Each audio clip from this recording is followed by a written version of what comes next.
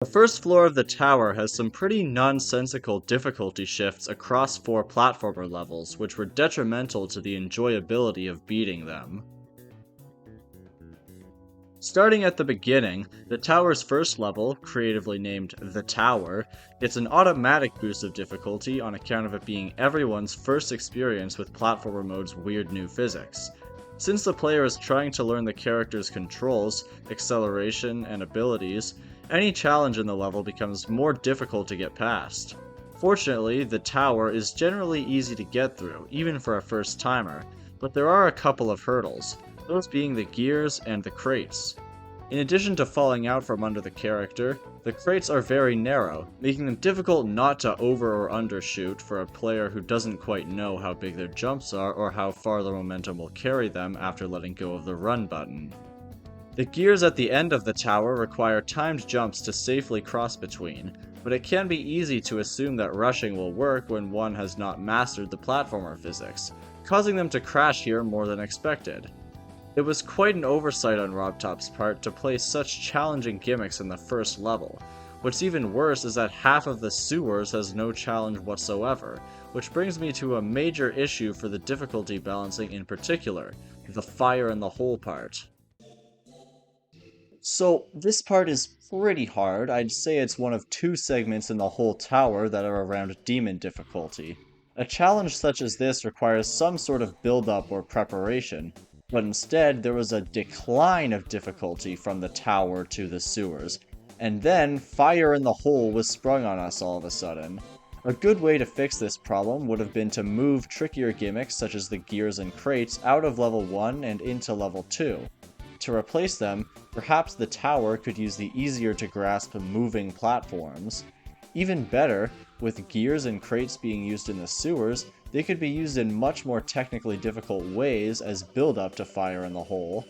Perhaps the level could start with crate jumps, which also had fireballs between crates to mess with the player's time-sensitive jumps, leading into a series of gears, leading to moving platforms with jumps over the same fireballs from before. There's also a chance to use falling spikes in a more difficult pattern than just waiting and then sprinting for it. Imagine how much less jarring fire in the hole could have been if the first half of the sewers were more difficult. Here's a question for you. What's the worst difficulty balancing you've come across in a level that you've beaten? I'll go first with Scarlet Surge from the Chaos Gauntlet. Leave your answer in the comments. Back to the cellar. After the monumental obstacle that is fire in the hole, there's understandably a big difficulty break in the cellar. In my opinion, Rob has the difficulty just right here with the puzzles that need to be solved and the spaces that need to be squeezed through. Unfortunately, the difficulty drops off yet again after your conversation with the camera edgelord.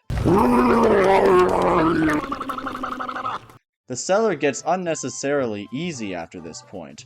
Instead of this, maybe the level structure should have been changed so that the start of level 4, which ends with the character entering this cave, is instead the end of level 3.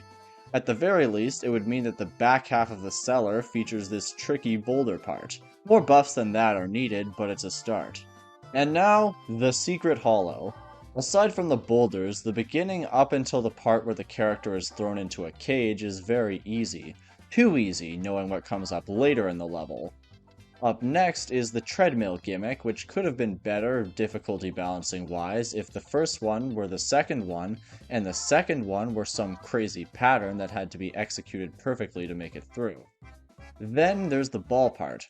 Once again, this first section is pretty easy, but I'll give it a pass because of how cool the Pac-Man gimmick is. The part with the saw blades is challenging enough that I have no notes on it.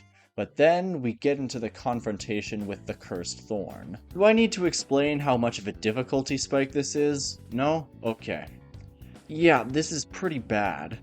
Overall, while I am glad that 2.2 is finally here, and beating floor 1 of the tower was generally an enjoyable experience, I'd be lying if I said that the ridiculous difficulty spikes and way too easy majority of the levels weren't frustrating. I talk about some better ways to balance difficulty in this video. Leave your thoughts in the comments, I hope you enjoyed the video, and as always, thanks for watching.